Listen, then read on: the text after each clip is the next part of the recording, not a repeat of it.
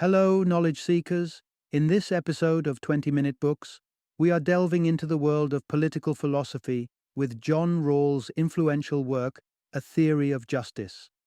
Written in 1971, this book lays the groundwork for evaluating societal structures and results with justice, fairness, and rights at its heart. Rawls, an esteemed American philosopher, is known for his pioneering contributions to both political philosophy and ethics, particularly in his efforts to reconcile individual rights with social justice. His theory, anchored on the principles of fairness and equality, continues to mold discussions surrounding the social contract theory and the establishment of just societies. This book is a must-read for those who have a keen interest in political philosophy or wish to deepen their understanding of social inequality. It is also an excellent resource for anyone committed to creating a fairer society. Get ready to explore Rawls's vision of a society where justice serves as the primary virtue.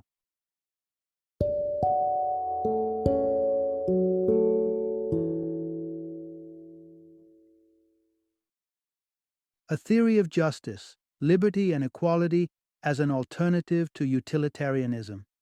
Introduction. Step into the world of one of the greatest minds in political philosophy. Have you ever sat down and pondered what fairness truly means?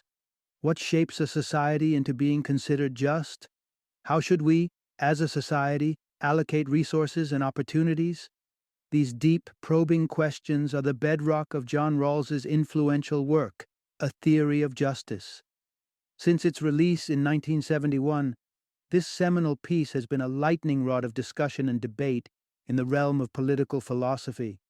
It provides a unique lens through which we can assess and critique societal structures and nudges us towards fine-tuning our personal understanding of fairness. In the short span of our journey together, we will delve into one of the most impactful ideas presented in Rawls's work, that a truly equitable society must be constructed on the principles which unbiased individuals would agree upon in unison. So, buckle up and let's set off into the world of justice and equality. Part 1. Framing a Fresh Social Agreement. How does one arrange a society that allows people with diverse interests to live together in harmony? The answer, according to philosopher John Rawls, comes down to a single element that underpins all societal institutions: justice. Above all else, society and its regulations need to be fair. After all, individuals do not get to select the society they are born into, yet they are expected to abide by its laws, with the threat of punishment hanging over any violation. This concept is what philosophers often refer to as a social contract. This isn't an actual historical document, but rather a foundational narrative that attempts to rationalize societal functioning and outlines the mutual obligations between individuals and society. Take, for instance, the philosophy of Thomas Hobbes, an influential thinker from 17th century England. Hobbes argued that life in our original state of nature, the pre-government era, was solitary, poor, nasty, brutish, and short. Thus, he proposed that individuals would willingly sacrifice a measure of their personal freedom to a governing authority in exchange for protection and the opportunity to lead a reasonably decent life. This implicit agreement, according to Hobbes, is what gives the state its legitimacy. Fast forward to the Cold War era, and John Rawls articulates his theory of justice, a product of a time when democratic societies were engulfed in geopolitical struggles between capitalist and communist ideologies, social unrest, and fervent ideological debates. So, what kind of social contract does Rawls propose for these times? What does justice look like in his view? Let's delve into that next. Part 2. When justice pulls down her blindfold, imagine you've been tasked with creating a fair taxation code. To do this, you decide to conduct a poll inquiring who should be taxed and how much, and offering different schemes for respondents to choose from. Unfortunately, the result is disheartening. The wealthy want the poor to pay. The poor, on the other hand, propose that the rich should pay. Stockholders shift the burden to landowners, and vice versa. Everyone chooses in line with their best interest, leaving you back at square one. The well-known adage, justice is blind, encapsulates the notion that fairness is predicated on impartial, unbiased judgment, stripped of self-interest. This perspective forms the backbone of John Rawls's philosophy. Rawls's primary query is, if we were unaware of our position in the societal hierarchy, what principles would we use to organize society?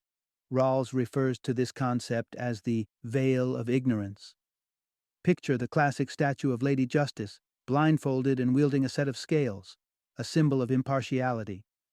Or consider the common practice of cake cutting, where one person divides the cake, unaware of which slice they will receive, incentivizing them to make the slices as equal as possible. This is a practical illustration of the veil of ignorance. What does this mean when it comes to shaping society? Imagine, for a moment, that you've been granted the power to determine the societal structure. However, you're yet to be born, and you have no idea of your social standing. Will you be born into affluence or poverty? What will be your gender, ethnicity, or talents? All of this is a mystery. This is what Rawls dubs the original position, a term parallel to Thomas Hobbes's state of nature.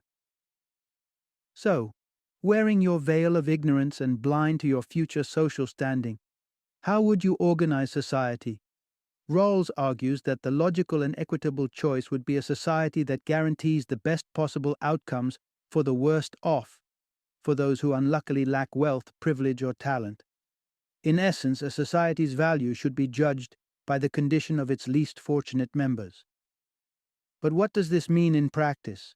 Would you choose laissez-faire capitalism, where the markets are free and the outcomes are unpredictable? Rawls's response would be negative. Such a system could lead to extreme inequality, with individuals being born into varying levels of wealth and possessing different levels of talent, much of this being a matter of pure luck. With the veil of ignorance firmly in place, laissez-faire capitalism would appear as an unnecessarily risky gamble. Would a communist system, ensuring equal outcomes for all, then be the answer? Again, Rawls would disagree.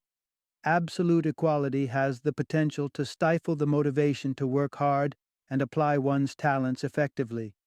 Market systems, despite their inherent inequality, generate wealth that can benefit everyone. Therefore, permitting a degree of inequality can, in fact, enlarge the cake, according to Rawls. So, revisiting our initial starting point, it's rational to favor market societies over communist ones, provided the wealth generated benefits even the least fortunate. The smallest slice of cake one might receive should still be larger than what one would receive in a society with absolute equality. And there it is, a defense of liberal capitalist societies, albeit not an unconditional one. According to Rawls's social contract, the individual is indeed required to accept the social structure, but society's institutions are also morally obligated to significantly assist those who are less fortunate. In the end, those in advantageous positions can only justify the existing inequality by significantly aiding and empowering those less fortunate. Final summary. From ancient times to the modern era, political philosophers have grappled with the complexities of constructing robust and harmonious societies, as well as identifying the quintessential ideals to aspire to. Rawls's theory of justice brings forth one such ideal: justice as an embodiment of fairness. In this perspective, a fair system is what an impartial, rational, and self-interested individual would choose, from behind a veil of ignorance that blurs their personal biases. This choice, according to Rawls, would translate into a just society, one that guarantees the highest possible degree of social benefits for the least fortunate. Rawls's work adds depth to our understanding of the concept of justice, throwing down the gauntlet to examine and challenge how closely our society aligns with this ideal.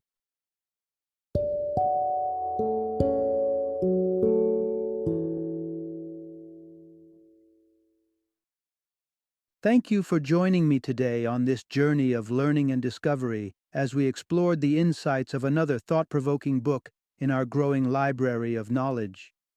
If you've enjoyed our time together, please take a moment to follow our podcast, give us a 5-star rating, and share 20-minute books with other knowledge seekers. Your support truly means a lot.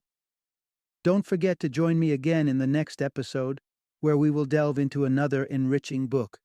Until then, happy reading and happy listening.